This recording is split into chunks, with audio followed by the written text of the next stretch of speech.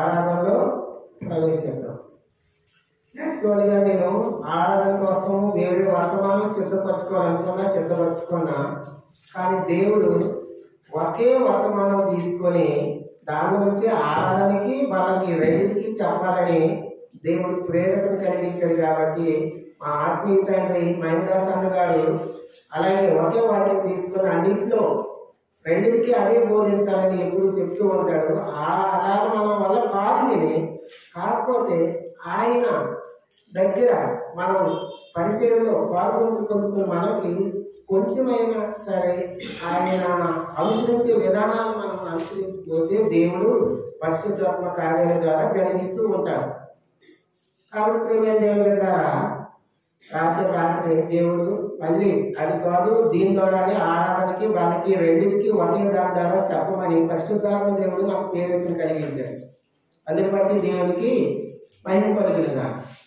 రండి, ఆరాధనలో ప్రవేశించే ముందు మనము బైబిల్ గ్రంథంలో వచ్చి ఒక వాక్యం చదువుకొని కీర్తన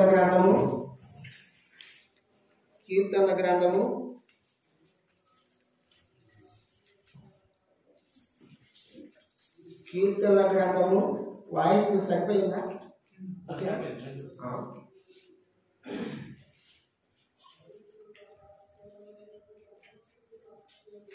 కీర్తన గ్రంథము 18వ అధ్యాయము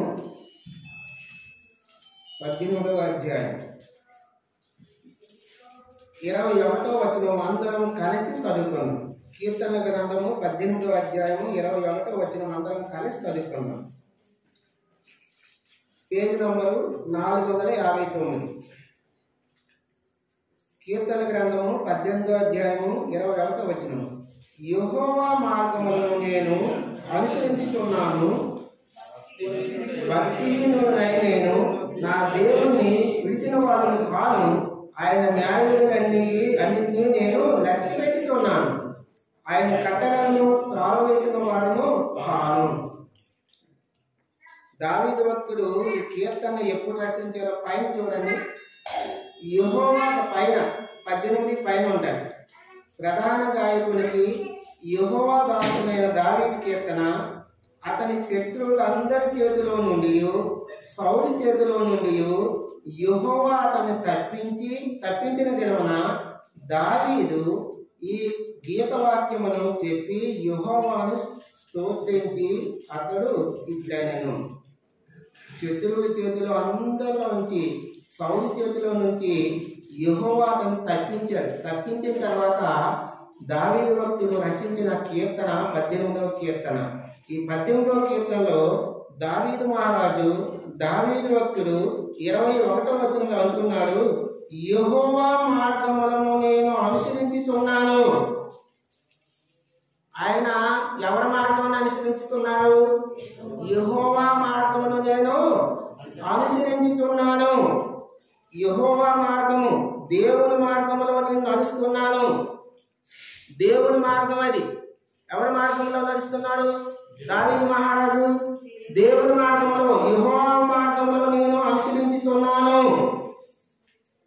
యెహోవా మార్గంలో అనుసరించడం వల్ల దావీదు మహారాజు యెహోవా మార్గమును అనుసరించడం ద్వారా తన జీవితంలో జరిగినవేమిటి? మన టాపిక్ ఇది. ఆరాధన వర్తమానంలో దావీదు మహారాజు యెహోవా మార్గమును అనుసరించడం ద్వారా దావీదు జీవితంలో జరిగినవేమిటి? దావీదు మహారాజు దేవుని మార్గంలో నడుచుకోవడం వల్ల దావీదు మహారాజు జీవితంలో జరిగినవి ఏంటి? ఇది అవసరం అండి. దేవుడు నడిపింపు వరకు కింద ప్రార్థన చేసుకోండి. పరిశుద్ధుడా, ప్రేమ కలిగిన పరలోకపు తండ్రి, యేసయ్యా నీకు స్తోత్రాలు, వందనాలు, స్తుతులు చెల్లించుకుంటున్నాము ప్రభా. ఇదిగో తండ్రి, ఆరాధన వర్తమానం ధ్యానిస్తుండగా ప్రభా, ఇక్కడ కూర్చున్న నీ ప్రజలైన నీ బిడ్డలందరికీ బోధించే యోగ్యత, అర్హత లేని వాడిని, గాలి లాంటి వాడిని, దుమ్ము లాంటి వాడిని, అయోగ్యుని ప్రభా మీరు కనికరించి కృప చూపి సహాయం చేయమని, బలపరచమని నీ హస్తాలకు అప్పచెప్పుకుంటున్నాము తండ్రి. నీకు స్తోత్రాలు, వందనాలు, స్తుతులు దేవా. మీరే బలపరచండి, పరలోకం నుంచి నీ జ్ఞానం అనుగ్రహించి మహిమ పొందుకోండి దేవా. సాయం చేయమని, ఎలా ప్రభా నేను ఆరాధించాలో, గణపరచాలో, మహింపరచాలో మాతో మాట్లాడి మహింపడమని ప్రభా నన్ను నీ ఆలయంలో సాయంలో ఉంచుకోమని, సాయం చేయమని నీ కృపను సహాయాన్ని కోరుకుంటూ యేసు నామములో అడిగి వేడుకుంటున్నాం పరలోకపు తండ్రి.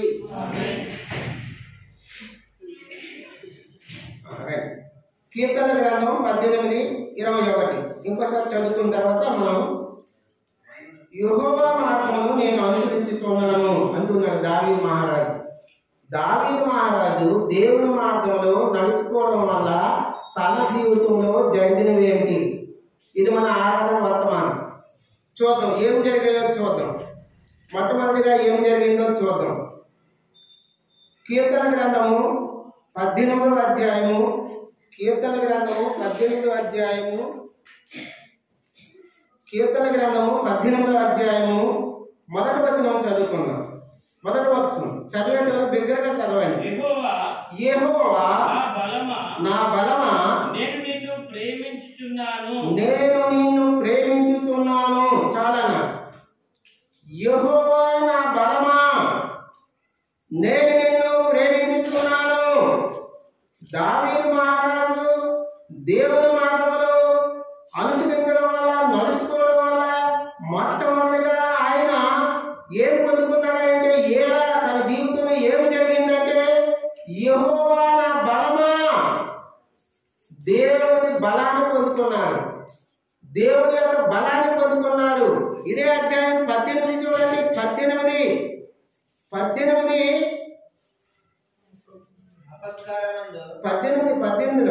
ఎన్నోదన్నా 18వ అధ్యాయంలో ఇక్కడ చూసుకోండి. 18:30 చదువు. 18 క్షమించండి, 32 చదువు. 18:32 నాకు బలమును ధరింపజేయవాడు ఆయనే. చాలన్నా. నాకు బలమును ధరింపజేయవాడు ఆయన అంటున్నాడు. దావీదు మహారాజుకి బలాన్ని ఎవరు ధరింపజేశాడు? యెహోవా దేవుడే.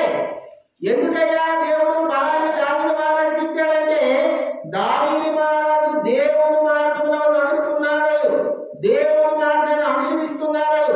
ప్రియమైన దేవుని బిడ్డలారా, నీవు నేను మనమందరం కలిసి దేవుని మార్గంలో మనం నడవడం వల్ల దేవుని యొక్క బలాన్ని పొందుకుంటాం. నాకు బలమును ధరింపజేయవాడు ఆయనే అంటున్నాడు దావీదు. నువ్వు ఎప్పుడు బలహీనతలో ఉన్నావో, ఎప్పుడు బలహీనరాలుగా ఉన్నావో, అప్పుడు దేవుని మార్గంలో మనం నడిస్తే, ఆ యెహోవా మార్గంలో మనం అనుసరిస్తే, అప్పుడు ఆయన బలాన్ని ఇస్తాడు. ఆయన బలవంతుడైన దేవుడు. ప్రేమ దేవుని బిడ్డలారా, బలహీనతలో ఉన్నప్పుడు ప్రభా నేను బలహీనతలో ఉన్నాను, అనారోగ్యమనే బలహీనతలో ఉన్నాను, ఆర్థిక పరిస్థితులనే బలహీనతలో ఉన్నాను, మాటల నొప్పులనే బలహీనతలో ఉన్నాను, జ్వరం అనే బలహీనతలో ఉన్నాను అనే ప్రాబ్లమ్స్ లో ఉన్నాను. ఆ బలహీనతలో ఉన్నప్పుడు ఆయనను అనుసరిస్తే, ఆయన మార్గాన్ని అనుసరిస్తే దేవుడు బలాన్ని ఇచ్చేవాడుగా ఉన్నాడు. దావీదు బలాన్ని ఇచ్చిన దేవుడే నీకు నాకు బలాన్ని ఇచ్చేవాడుగా ఉన్నాడు. ఒకప్పుడు మనం బలహీనలమే, ఆత్మానుసారంగా బలహీనలమే, ఆత్మానుసారంగా అనేక బలహీనతలు మనలో ఉన్నాయి. పాపం అనే బలహీనత, అలాగే జాగ్రత్తం అనే బలహీనత, అలాగే అపవిత్రం అనే బలహీనత, ఇవన్నీ మన బలహీనతలే. దొంగతనం అనే బలహీనత, ఇవన్నీ ఉన్నప్పుడు అతను నిన్ను నన్ను కరుణించి కనికరించి రక్షించుకొని తన బిడ్డగా చేసుకొని ఆత్మానుసారమైన బలాన్ని ఇచ్చాడు. దేవుడు ఆత్మానుసారమైన బలంతో నిన్ను నన్ను నింపాడు.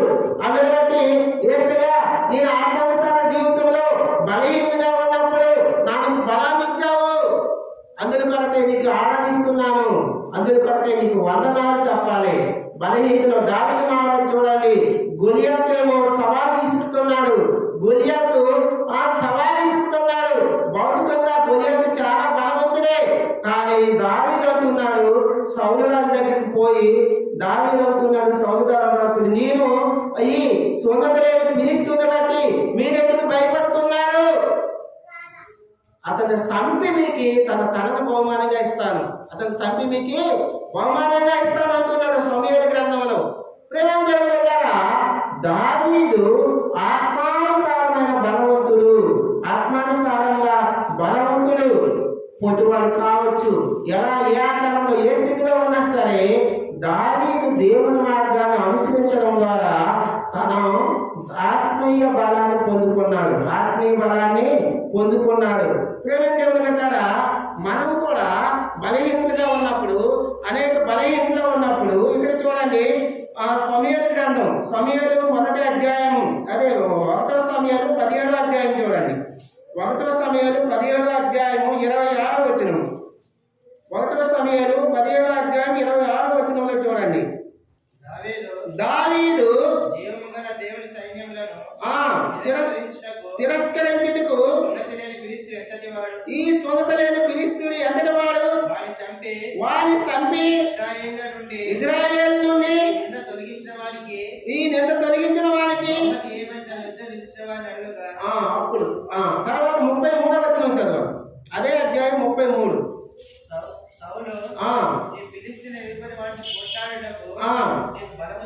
నీకు బలము చాలదు, నీవు బాలడు. విద్యాభ్యాసం చేసిన వాడిని అందుకు దావీదు సౌలుతో ఇట్లా నీ దాసుడైన నేను తండ్రి యొక్క గొర్రెలు కాయచుండగా శివమును ఎలుగుబంటిను వచ్చి గొర్రె పిల్లని ఎత్తుకొని పోవచ్చుండగా నేను దానిని తరిమి చంపి దాని నోటి నుండి ఆ గొర్రెను విడిపించి తిని అది నా మీదకి రాగా దాని గడ్డం పట్టుకొని దాన్ని కొట్టి చంపి తిని. చాలు. అది దావీదు ఏమంటున్నాడు సౌలు రాజుతో? సౌలు రాజు అంటున్నాడు, నువ్వు బాలుడు, నీకు బలం సాలదు అంటున్నాడు. కానీ దావీదుకి బలాన్ని ఇచ్చాడు దేవుడు. ఏమిచ్చాడు? దావీదుకి బలాన్ని ఇచ్చాడు, ఆత్మానుసారమైన బలాన్ని ఇచ్చాడు. మనం బలహీనతలో ఉన్నప్పుడు మనకి బలాన్ని ఇచ్చాడు. ఎన్నో సందర్భాలు మనం అనేక బలహీనతలో ఉన్నప్పుడు ఆయన బలాన్ని ఇచ్చినందుకు ప్రభావం ఆయనకి ఆరాధన చేయాలి. దావీదు మహారాజు దేవుని మార్గంలో నడుచుకోవడం వల్ల దావీదు మహారాజుకి దేవుడు ఆత్మానుసారమైన బలం ఇచ్చాడు. ఆ ఆత్మానుసారమైన బలం ద్వారానే ఆ గొల్యాతుని చంపాడు. ప్రేమంటే బట్లారా, గొల్యాతు అంటే గొల్యాతు లాంటి పరిస్థితులు, పాపాన్ని మళ్ళీ మన పాపాన్ని దేవుడు చంపేశాడు. ఆత్మానుసారమైన బలం ఇచ్చి మళ్ళీ మన అపుత్రమైన జీవితాన్ని ఆయన చంపేశాడు మన కోసం. అందుకోసం ఆయనే ప్రాణం పెట్టాడు. మన పాపాల కోసం, అపరాధాల కోసం, దోషాల కోసము ఆయనే ప్రాణం పెట్టి నిన్ను నన్ను రక్షించుకొని ఆత్మీయులుగా బలహీనతలుగా ఉన్న నిన్ను నన్ను తన బలాన్ని ఇచ్చాడు. అందుని బట్టి ప్రభా, నాకు బలహీనతగా ఉన్నప్పుడు, ఆత్మీయ జీవితంలో పడిపోయినప్పుడు, ఆత్మీయ జీవితంలో బలహీనరాలుగా ఉన్నప్పుడు నాకు బలాన్ని ఇచ్చావు. అందుల కొరకే నీకు వందనాలు చెప్పాలి. అందుల కొరకే నీకు వందనాలు. దావీదు దేవుని మార్గంలో నడుచుకోవడం వల్ల తన జీవితంలో మొట్టమొదటిగా ఏం పొందుకున్నాడంటే దేవుడి యొక్క బలాన్ని పొందుకున్నాడు. దేవుడి యొక్క బలాన్ని పొందుకున్నాడు, ఆత్మానుసారమైన బలము. రండి ఇంకా రెండవది కీర్తన గ్రంథము 18వ అధ్యాయము. కీర్తన గ్రంథం 18వ అధ్యాయం 2వ వచనం చదవండి. యెహోవా శైలము, నా కోట, నన్ను రక్షించువాడు, నా కేడము, నా రక్షణ శృంగము, నా ఉన్నత దుర్గము, నా దేవుడు, నేను ఆశ్రయించు నా దుర్గము. రెండవ దాంట్లోంచి చూడండి. మొట్టమొదటిగా దావీదు మహారాజు దేవుని మార్గంలో అనుసరించడం వల్ల, నడుచుకోవడం వల్ల తన జీవితంలో జరిగింది యెహోవా యొక్క దేవుని యొక్క బలాన్ని పొందుకున్నాడు. రెండోదిగా నా కేడము, నా కేడము అంటున్నాడు. నా కేడము, కేడము అంటే ఏందమ్మా? కేడము అంటే మనం చూసామా? కేడము అనే పదం విన్నాము, కానీ కేడము చూసుంటాం, చాలా సందర్భాల్లో చూసాము. సైనికులు యుద్ధానికి వెళ్ళినప్పుడు ధరించుకుంటారు. సైనికుని శరీరాన్ని ధరించుకునేది కాదు, చేత్తో ఒక చేత్తో ఇలా ధరిస్తారు చూసారా, ముందుకు పెట్టుకుంటారు. దాన్నే కేడము అంటాం. కేడము అది మోకాల నుంచి ఇక్కడ వరకు శిరస్సు వరకు బాణాలు వేసినప్పుడు అడ్డంగా పెట్టుకుంటాం చూసారా, ఇలా పెట్టుకుంటారు. పోలీసులు పెట్టుకుంటారు చూసినారా, పోలీసుల పైన దాడి చేసినప్పుడు అడ్డంగా రాళ్ళు విసిరినప్పుడు ఇలా అడ్డంగా పెట్టుకుంటారా, ఇలా పెట్టుకుంటారు చూసారా, అదే కేడము అంటాం. కేడము అంటే రక్షించే ఒక ఆయుధం. మనకి ఆపదలో ఉన్నప్పుడు మనం రక్షించుకునే ఒక ఆయుధము. నా దేవుడు నాకు కేడుముగా ఉన్నాడు దేవుడు. రెండోదిగా యెహోవా మార్గమును ఆ దావీదు మహారాజు నడుచుకోవడం ద్వారా దేవుడు తన జీవితంలో జరిగించేది ఏంటంటే కేడుగా, దేవుడే కేడుగా ఉంటున్నాడు దావీదుకి. నీకు నాకు ఎన్నో సందర్భాల్లో దేవుడే కేడుగా ఉంటున్నాడు. ప్రియమైన దేవుని బిడ్డలారా, ఆయనే కేడుగా ఉంటూ మనల్ని రక్షిస్తున్నాడు. ఇక్కడ చూడండి 18:35 చదవండి. కీర్తన గ్రంథం 18:35. నీ రక్షణ కేడమును నీవు నాకు అందించుచున్నావు, నీ కుడి చెయ్యి నన్ను ఆదుకొను. కీర్తన గ్రంథం 18:35. నీ రక్షణ కేడమును నీవు నాకు అందించుచున్నావు. ఆ కేడుము ద్వారా మనం రక్షింపబడతాము, మన గాయాలు కాకుండా కాపాడుకోగలుగుతాము. ప్రియమైన దేవుని బిడ్డలారా, దేవుడు దావీదు మహారాజుకి ఒక కేడుగా ఉన్నాడు. ఎలా ఉన్నాడు? ఒక కేడుగా. నీకు నాకు ఎన్నో మనం అపాయకర పరిస్థితుల్లో చిక్కుకున్నప్పుడు ఆయనే ఒక కేడుగా రక్షించాడు. ఆపదలో ఉన్నప్పుడు కేడుగా ఉన్నాడు. కేడుము అంటే ఒక విధంగా చెప్పాలి, దేవుడే కేడుము. ఆదికాండం 15:1 ఒకసారి. దేవుడే కేడుగా ఉన్నాడు చూడండి. ఆదికాండం 15:1. ఆదికాండము 15:1. ఇది జరిగిన తర్వాత యెహోవా వాక్యము అబ్రాహాముకు దర్శనమందు వచ్చి, అబ్రాహామా భయపడకము, నేను నీకు కేడము. చాలన్న, నేనే నీకు కేడంగా ఉన్నాను అబ్రాహామా, నేను రక్షించుకుంటాను, నువ్వు భయపడతావు. దావీదు మహారాజు దేవుని మార్గంలో నడుచుకోవడం వల్ల రెండవదిగా తన జీవితంలో ఏం జరిగిందంటే దేవుడే కేడంగా ఉంటున్నాడు దావీదుకి. దేవుడే రక్షణ కవసంగా ఉంటున్నాడు. రక్షించేది దేవుడే. అది కేడం అంటే కవసం, ఒక రక్షణ కవసము, ఒక రక్షించే ఆయుధము. దావీదు మహారాజుకి దేవుడే కేడంగా ఉంటున్నాడు. ఇక్కడ దేవుడు అబ్రాహాముతో అంటున్నాడు, నేను నీకు కేడమును, నేనే నీకు కేడుగా ఉంటాను, రక్షిస్తాను, భయపడకు అంటున్నాడు. ప్రేమ దేవుని బిడ్డలారా, దావీదు మహారాజుకి దేవుడే కేడుగా ఉన్నాడు.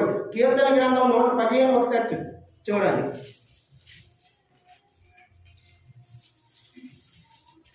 కీర్తన గ్రంథం 115 11 ఒకసారి చదవండి. యెహోవా యందు భయభక్తులు గల వారలారా, యెహోవా యందు నమ్మిక ఉంచుడి, ఆయన వారికి సహాయము వారికి చేయును. కేడము, ఆయన వారికి సహాయము వారికి కేడము. కేడము అంటే సాయం చేస్తేనే మనకు రక్షించే కవసం. ప్రేమ దేవులారా, దావీదు మహారాజుకి యెహోవా మార్గాన్ని దావీదు మహారాజు అనుసరించడం వల్ల తన జీవితంలో ఏం జరిగిందంటే, మొట్టమొదటిగా దేవుని యొక్క బలాన్ని పొందుకున్నాడు. నేను మధ్యమని పొంది కొంచెం గుర్తించుకుంటే ఒకసారి రివ్యూ చేస్తే నువ్వు ఎలా దావీదు ఏం పొందుకున్నాడు? బలాన్ని, దేవుని యొక్క బలాన్ని, ఆత్మానుసారమైన బలం. అది భౌతికమైన శారీరక బలం కాదు. రెండవదిగా దేవుడే కేడంగా ఉన్నాడు. దేవుడే కేడంగా ఉన్నాడు, ఒక రక్షణ కవసంగా ఉన్నాడు దావీదుకి. నువ్వు భయపడక, అబ్రాహాముతో చెప్తున్నాడు, అబ్రాహామా నువ్వు భయపడకు, నేను నీకు కేడంగా ఉంటున్నాను, నేను నీకు కేడంగా ఉంటున్నాను. ఎవరైతే దేవుని శరణు దొరుకుతారో వారికి ఆయన కేడంగా ఉంటున్నాడు, వారికి ఆయన కేడుగా ఉంటున్నాడు. ఎవరైతే దేవుని యొక్క శరణు దొరుకుతారో వారికి ఆయన కేడుగా ఉంటున్నారు. ప్రేమ దేవుని బిడ్డలారా, దేవుని శరణు మనం దొచ్చామా లేదా? దేవుని శరణు దొరకడం అంటే దేవునికి మనం క్షమాపణ అడిగామా లేదా? ప్రభా, నేను పాపం కాబట్టి పాపంలో జీవిస్తానని శరణు తెచ్చామా లేదా? శరణు తెచ్చితేనే మనం తన సొత్తుగా అయ్యాము, తన బిడ్డలుగా అయ్యాము. దేవుని శరణు తెచ్చే వారికి ఆయన కేడుగా ఉంటున్నాడు. ఇదిగోండి 18 కీర్తన 18లో చూడండి. దేవుని శరణు తెచ్చే వారికి దేవుడే కేడుగా ఉంటున్నాడు. కీర్తన గ్రంథం 18 చూడండి ఒకసారి. కీర్తన గ్రంథం 18 కీర్తన గ్రంథం 18 కీర్తన గ్రంథం 18 30వ వచనం చదవండి. దేవుడు యథార్థవంతుడు, యెహోవా వాక్కు నిర్మలము, తన శరణు తెచ్చు వారికి అందరికీ ఆయన కేడుము. 30వ వచనం. దేవుడు యథార్థవంతుడు, యెహోవా వాక్కు నిర్మలము, తన శరణుజొచ్చు వారందరికీ ఆయన కేడము. తన శరణుజొచ్చు వారందరికీ ఆయన కేడుగా ఉంటున్నాడు. నీవు నేను కూడా దేవుని యొక్క శరణుజొచ్చాము. శరణుజొచ్చడం అంటే ప్రభా నేను పాపినని పాపాలు ఒప్పుకున్నాం, ప్రభా నేను అపరాధినని అపరాధాలు ఒప్పుకున్నాం, ప్రభా నేను మోసగానని మోసాలు ఒప్పుకున్నాం, ప్రభా నేను అబద్ధకునని అబద్ధాలు ఒప్పుకున్నాం, ప్రభా నేను అబద్ధమైన జీవితం అని ఒప్పుకున్నాం. ఆయన శరణుజొచ్చాం. కాబట్టి ప్రేమైన దేవుని బిడ్డలారా, ఆయన శరణుజొచ్చు వారందరికీ ఆయన కేడులాగా ఉన్నాడు. యెహోవా మనకి కేడుగా ఉన్నాడు. అందుకు కొరకై ప్రభా నీ శరణుజొచ్చే బిడ్డలకు నువ్వు కేడుగా ఉంటున్నావు, నాకు రక్షణ కవసంగా ఉంటూ అనేక సార్లు నాకు కేడుగా ఉన్నావయ్యా, అందుని బట్టి నీకు ఆరాధిస్తున్నాను. నీ బలాన్ని నాకు ఇచ్చావు, ఆత్మానుసారమైన బలహీనగా ఉన్న నాకు ఆత్మానుసారమైన బలాన్ని ఇచ్చావు, అందుని కొరకై వందనాలు. నాకు కేడుగా ఉంటున్నావు, నాకు రక్షిస్తున్నావు, ఆపద కాలంలో నాకు రక్షణ కవసంగా కేడుగా ఉంటున్నందుకు నీకు వందనాలని ఆయనకి ఆరాధన చేయాలి. రెండోదిగా మూడోదిగా రండి, మూడోదిగా కీర్తన గ్రంథం 18, కీర్తన గ్రంథం 18 3వ వచనం చదువుకుందాం. కీర్తనీయుడైన యెహోవాకు నేను మొరపెట్టగా ఆయన నా శత్రువుల చేతిలో నుండి నన్ను రక్షించును. చాలన్న. మూడోదిగా దేవుని మార్గాన్ని దావీదు మహారాజు అనుసరించడం వల్ల తన జీవితంలో ఏం జరిగిందంటే నా శత్రువుల చేతిలో నుండి నన్ను రక్షించును. దావీదు మహారాజుకి ఉన్నంత శత్రువులు మనకి ఎవరు లేరేమో. ఆయనకి అందరూ శత్రువులే, ఇంట్లో వాళ్ళు శత్రువులే, పక్క వాళ్ళు శత్రువులే, 4 దిశలా అనేక మంది శత్రువులు. ఇంట్లో కుమార్తె శత్రువులు దావీదు మహారాజుకి. కుమార్తె తిరుగుబాటు చేస్తున్నారు రాజ్యం కోసం, పరిపాలన కోసం. పక్కన చూస్తే భార్య మామయ్య, తన మామయ్య శత్రువు, పెద్ద శత్రువు ఆయనే. ఆయన పని ఇజ్రాయేల్ ప్రజలను పరిపాలించుకోవయ్యా, రాజుగా ఉండమంటే పరిపాలన చేయటం లేదు. దావీదు ఎక్కడ దొరుకుతాడు, దావీదు ఎక్కడ ఉన్నాడు, నేను అక్కడికి వెళ్ళాలి, ఆయన తరమాలి, ఆయన ఇంటితో సంపాలి. ఇదే తన పని. శత్రువే, బద్ధ శత్రువు దావీదు మహారాజుకి. ప్రేమేదేవుని వెళ్ళారా, ఇంకా 4 దిశలా, ఒకవైపు ఫిలిస్తీన్లు, ఒకవైపు చుట్టుపక్కల నెమ్మది లేదు. దావీదు మహారాజుకి అందరూ శత్రువులే. అందుకే ఈ పైన ఏమంటున్నాడంటే శత్రువులు అందరి చేతిలో నుండి, సౌలు చేతిలో నుండి యెహోవా తను తప్పించాడట. ఉందా లేదా పైన? శత్రువులందరి చేతుల్లోంచి, సౌలు చేతిలో నుంచి దేవుడు తన్ని శత్రువుల చేతిలో నుంచి విడిపించావు. మనకి శత్రువు ఎవరయ్యా అంటే మనకి శత్రువులు సాతానే. మన శత్రువు ఎవరన్నా సాతానే. ఎవరంట?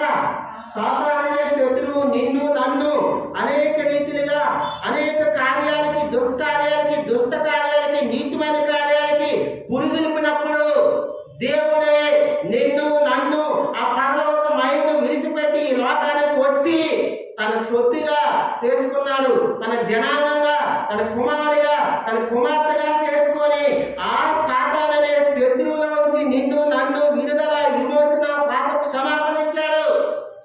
ప్రభా సాతాననే శత్రువు చేతుల నుంచి నన్ను విడిపించావయ్యా, అందుకొరకు నేను ఆరాధిస్తున్నాను.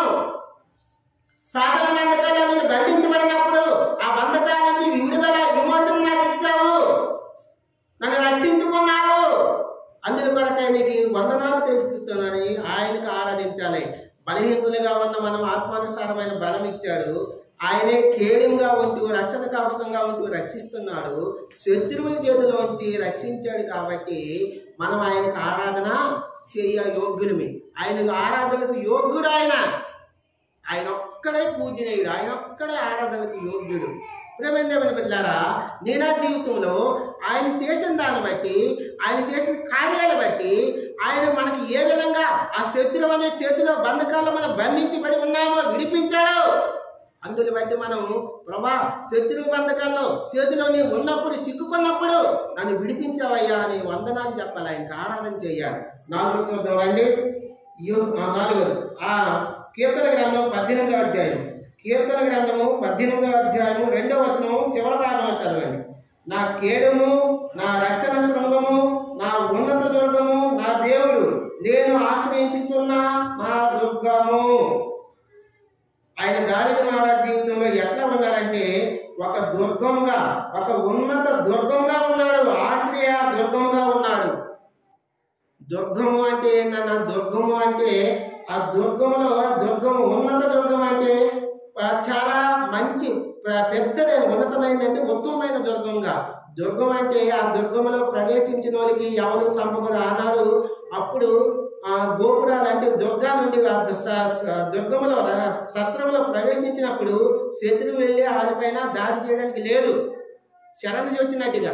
కాబట్టి దేవుడే మనకి దుర్గంగా ఉంటూ, ఒక ఉన్నత దుర్గంగా ఉంటూ, ఆశ్రయం లేని స్థితిలో ఆయన ఆశ్రయం కల్పిస్తున్నాడు మనకి. ఏ ఆశ్రయము లేదు, నాకు ఎవరు లేరు, నాకు ఎవరు ఆశ్రయం దొరకగా లేరు అనుకున్నప్పుడు దేవుడే నీ పక్షాన నా పక్షాన ఉంటూ ఒక ఆశ్రయ దుర్గంగా, ఒక దుర్గంగా అంటే ఆ దుర్గంలో ప్రవేశించిన వారికి క్షేమంగా ఉంటాడు. శత్రువులు ఆ దుర్గం పైన దాడి చేయకూడదు, అది నియమాలు, యుద్ధ నియమాలు. కాబట్టి ప్రేమైన దేవుని బిడ్డలారా, ఆయన ఒక దుర్గంగా ఉంటున్నాడు.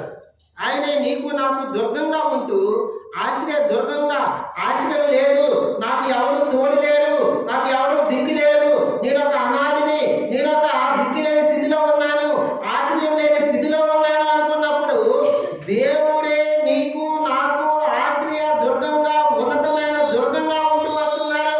అందుని కొరకై ప్రభువా, నువ్వు నాకు ఆశ్రయ దుర్గంగా ఉన్నందుకు, నాకు ఉన్నతమైన దుర్గంగా నువ్వు ఉంటూ వస్తున్నందుకు నీకు ఆరాధిస్తున్నాను, నేను మహిమపరుస్తున్నాను, నేను ఘనపరుస్తున్నాను అని ఆరాధన చేయాలి. దావీదు మహారాజుకి దేవుడు ఉన్నతమైన దుర్గంగా, ఒక ఆశ్రయ దుర్గంగా, ఒక ఆశ్రయ పురంగా ఆయన నిలిచి ఉన్నాడు. ఎందుకు దావీదుకి ఆశ్రయ దుర్గంగా ఉన్నాడంటే, దావీదు ఈ లోకులందరూ నడిచే మార్గంలో నడవలేదు, యెహోవా మార్గాన్ని అనుసరిస్తున్నాడు. దావీదు దేవుని యొక్క మార్గాన్ని అనుసరించడం ద్వారా ఆయనకి ఆశ్రయ దుర్గంగా, ఉన్నతమైన దుర్గంగా దేవుడు ఉంచాడు. 4. 5 చూద్దాం. 5 కీర్తన గ్రంథము 18వ అధ్యాయము, కీర్తన గ్రంథము 18వ అధ్యాయం రండి. 18వ అధ్యాయము 3వ వచనం చదువు. 18వ అధ్యాయము 2వ వచనం చదువుకుందాం. యెహోవా నా శైలము, నా కోట, నన్ను రక్షించేవాడు. చాలు. యెహోవా నా శైలము. శైలము అంటే ఇంగ్లీష్ బైబిల్లో చూస్తే రాక్ అని. శైలము అంటే రాక్ అంటే కొండ. నా కోట, నా కొండ, నా కోట. దేవుడే దావీదు మహారాజుకు ఒక కొండగా, ఒక కోటగా ఉన్నాడు. కొండ, ఆ కొండ అంటే అది గాలి వచ్చినా, తుఫాను వచ్చినా ఎగిరిపోద్దా? ముందుకు జరుగుతుందా? స్థిరంగా ఉంటుంది. స్థిరపరిచాడు దేవుడు. నా కొండగా ఉన్నాడు దేవుడు, కోటగా. ఆ కోట, శత్రువులు ఆ కోటలోకి వెళ్ళి శత్రువులు, దేవుడే తన చుట్టూ కోటగా ఉన్నాడు. దావీదు మహారాజుకి ఒక కొండగా ఉన్నావు. ప్రభా, నా కొండగా ఉంటూ నా జీవితాన్ని స్థిరపరిచావు, కదలకుండా స్థిరంగా. ఆ కొండ ఎవరయ్యా అంటే యేసు ప్రభువే. నా కొండ, నా కోట, దేవుడు నా కొండ, నా కొండగా ఉన్నాడు, నన్ను స్థిరపరిచాడు, నా శైలముగా ఉన్నాడు. నా కోట, శైలం అంటే కొండ లాంటిది, రాక్. నా కోట, ఆ కోటగా ఉంటూ ఆ కోటలో ఉన్నంత చేపు క్షేమము. అది దేవుడు నివాసమైన కోటగా ఉంచినాడు దేవుడు. దావీదు మహారాజుకి ఏమంటున్నాడంటే 5వదిగా, నాకు శైలముగా కొండగా ఉన్నావు, నాకు కోటగా ఉన్నావు, నాకు ఆపద కాలంలో ఆదుకున్నావు, నా కోటగా, నా శైలముగా, నా కొండగా ఉంటున్నందుకు ప్రభా నేను ఆరాధిస్తున్నానని ఆయన్ని ఆరాధన చేయాలి. మనం ఆరాధనకు ఆయన యోగుడిగా ఉంటున్నాడు. కాబట్టి ప్రేమైన దేవుని బిడ్డలారా, ఆయనే మనకు ఒక కొండగా మన జీవితంలో స్థిరత్వం లేని మన జీవితంలో స్థిరపరిచాడు. అందుని కొరకై ప్రభా నాకు కొండలాగా, నాకు స్థిరత్వం ఇచ్చావు, స్థిరంగా ఉండే స్థితి నాకు ఇచ్చినావు, అందుని కొరకై నీకు వందనాలని నా కోటగా ఉంటూ వస్తున్నావు, నన్ను రక్షించిన వాడు నువ్వే అనుకొని నాకు రక్షణకర్తగా ఉంటున్నామని ఆయన ఆరాధన చేయాలి. మనం 6వదిగా చూద్దాం రండి. దేవుని బిడ్డలారా, 6వదిగా కీర్తన గ్రంథం 18వ అధ్యాయము, కీర్తన గ్రంథం 18వ అధ్యాయము 6వ వచనం. నా శ్రమలో నేను యెహోవాకు మొరపెట్టి నా దేవునికి ప్రార్థన చేసి అలా చదువుకుంటూ పోతే ఆయన ఆలకించాడు. ఎక్కడ చదవండి, ఆయన తన ఆలయంలో ఆలకించాడంటే ఏంటి? మన శ్రమలో ఉన్నప్పుడు ఆయన ఆలకించి విడుదలిపించాడు. దావీదు మహారాజు దేవుని మార్గంలో నడవడం వల్ల, అనుసరించడం వల్ల ఆ రోజుగా తన జీవితంలో ఏం జరిగిందంటే, నా శ్రమల్లో దావీదు యొక్క శ్రమల నుంచి దావీదు మహారాజుని దేవుడు విడిపించాడు. దావీదు మహారాజుని శ్రమలో ఉన్నప్పుడు దావీదు మహారాజుకి అనేక శ్రమలు, సౌలు ద్వారా నెమ్మది లేని జీవితంలో సౌలు ఎక్కడ దావీదు ఉన్నాడా, ఎక్కడ దావీదు ఏ కొండ గృహాల్లో తిరుగుతున్నాడు, జీప అరణ్యంలో అనేక అరణ్యాల్లో తిరుగుతున్నాడు దావీదు మహారాజు. మోయాని అరణ్యంలో తిరుగుతున్నాడు, జీప అరణ్యంలో తిరుగుతున్నాడు, అనేక అరణ్యాల్లో ఆ కొండ ప్రాంతాలు తిరుగుతున్నాడు. ఎందుకయ్యా తిరుగుతున్నాడంటే, దావీదుకి శ్రమలు, అనేక శ్రమల్లో ఉన్నప్పుడు, శత్రువుల ద్వారా శ్రమలు వచ్చినప్పుడు దావీదు మహారాజు శ్రమలో ఉన్నాడు. అలాంటి స్థితిలో దేవుడు దావీదుకి శ్రమల్లో నుంచి విడిపించాడు. ప్రభా, అనేక సార్లు మనం శ్రమలు వస్తాయి, ఆ శ్రమల నుంచి విడిపించే దేవుడు నువ్వే. అనేక సార్లు, ఎన్నో సార్లు ఆ శ్రమలు, ఆ కలవడాలు, ఆ ఇబ్బందులు, ఆర్థిక పరిస్థితుల నుంచి, ఆర్థికపరమైన శ్రమలో ఉన్నప్పుడు, అనారోగ్యమైన శ్రమలో ఉన్నప్పుడు దేవుడు నిన్ను నన్ను విడిపించినందుకు ప్రభా నేను శ్రమలో ఉన్నానయ్యా, అలాంటప్పుడు నన్ను విడిపించావు, అనేక సార్లు నన్ను విడుదల ఇచ్చినావు, అందుకు కూడా నీకు వందనాలని ఆయనకు ఆరాధన చేయాలి. శ్రమలో నుంచి దావీదు మహారాజుని దేవుడు విడిపించాడు. ఒకవైపు కుమారులు తలుపుకుంటున్నారు, కుమారులు శత్రువులు, కుమారులు దావీదు పైన తిరుగుబాటు చేస్తున్నాడు, తను నమ్ముకున్న సైనికులే దావీదు పైన తిరుగుబాటు చేస్తున్నాడు. అనేక రీతిలుగా శ్రమలో ఉన్నప్పుడు దేవునికి ఆయన మొరపెట్టినప్పుడు దావీదు మనల్ని ఆయన ఆలకించి ఆ శ్రమలో నుంచి విడిపించి నెమ్మదిచ్చాడు. నెమ్మది లేదు దావీదుకి, నెమ్మది లేని పరిస్థితిలో ప్రభా అనేక రీతిగా నాకు నెమ్మది లేదయ్యా, నా పరిస్థితులను బట్టి, నా కుటుంబ పరిస్థితులను బట్టి నాకు నెమ్మది లేని స్థితిలో నువ్వు నెమ్మదించావు, అందుకని నేను ఆరాధిస్తున్నాను, ఆయన ఆరాధించాలి.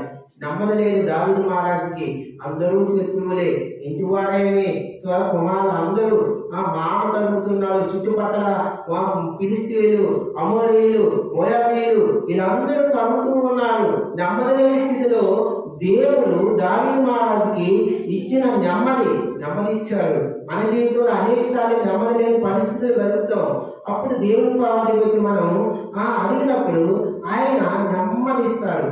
ఆ నెమ్మదిని బట్టి అనేక సార్లు నా జీవితంలో, మన జీవితంలో ఎన్నోసార్లు ఆయన నెమ్మది లేని స్థితిలో నెమ్మదించినందుకు ప్రభా నువ్వు నెమ్మదిచ్చావు, నన్ను శ్రమలోంచి విడిపించావు, ఆ కష్టాల్లోంచి, ఆ బాధలోంచి, ఆ వేదనలోంచి నన్ను విడిపించావు ప్రభా, అందుకొరకే నేను ఆరాధిస్తున్నా అని ఆయనకి ఆరాధన చేయాలి. మనం ఆరాధన మొట్టమొదటిగా దావీదు మహారాజు దేవుని మార్గాన్ని అనుసరించడం వల్ల తన జీవితంలో పొందుకుంటేంది ఆత్మానుసారమైన బలాన్ని పొందుకున్నాడు. రెండవదిగా కేడుగా ఉన్నాడు, దేవుడే ఆయనకి రక్షణ కవచంగా కేడుగా ఉన్నాడు.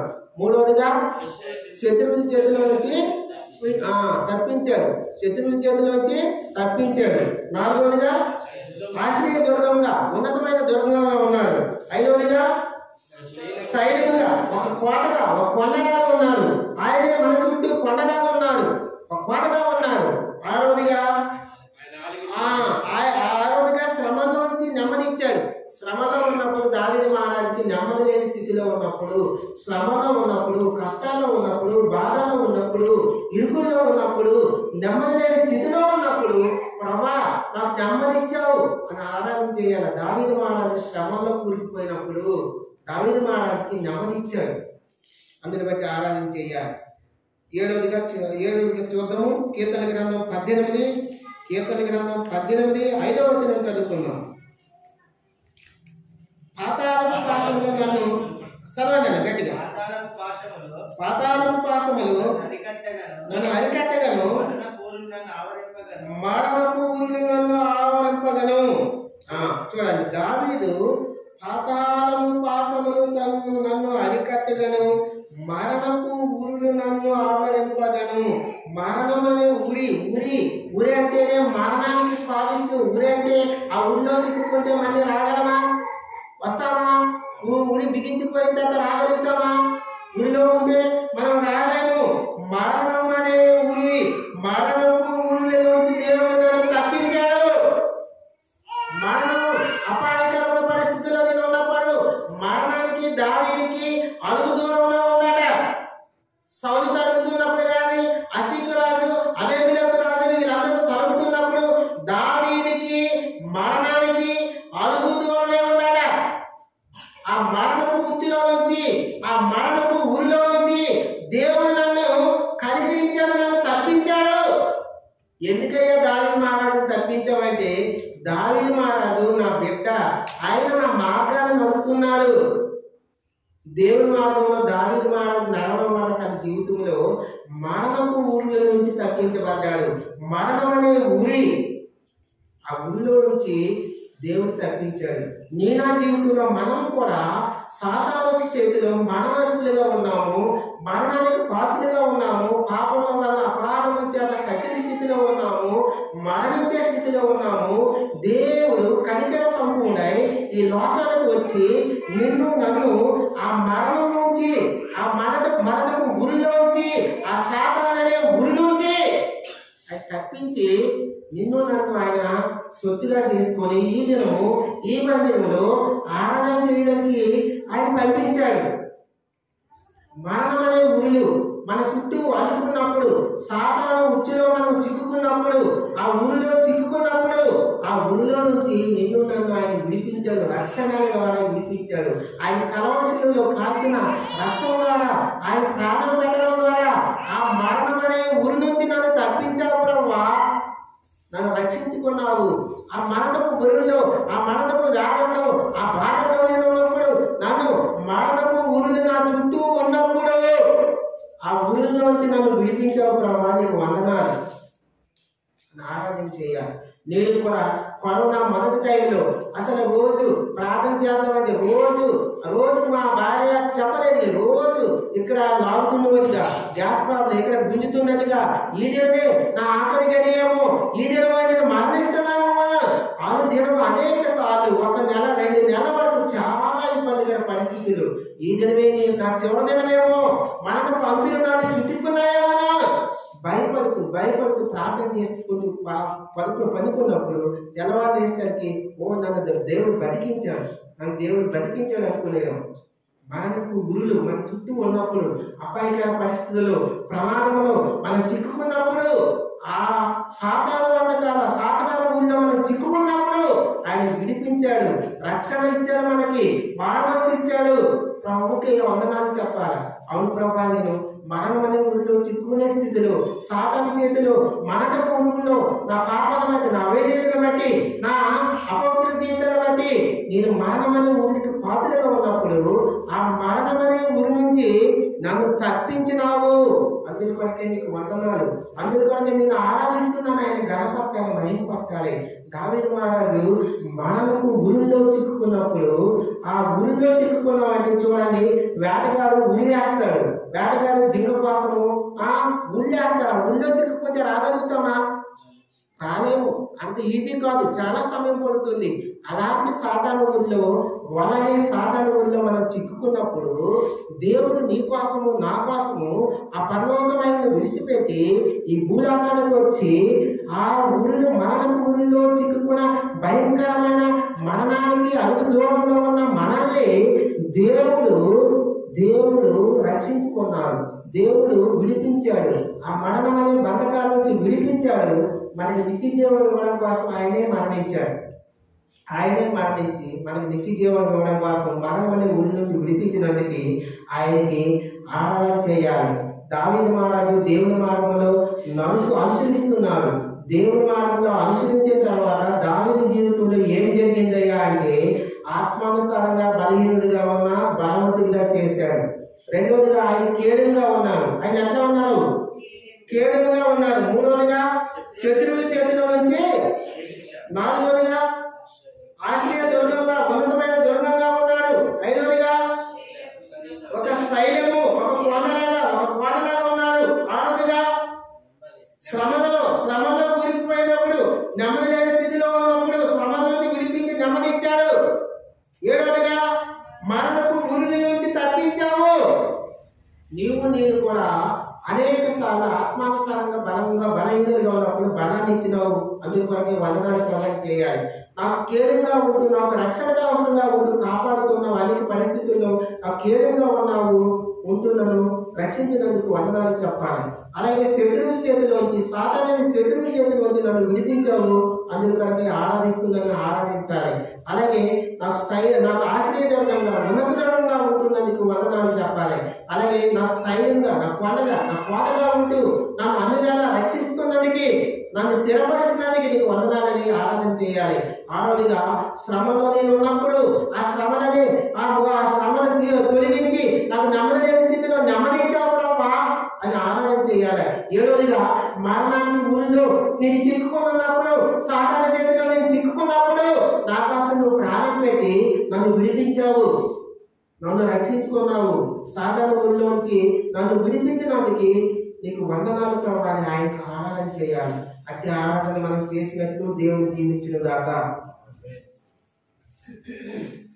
పాట పాడుకుందాం.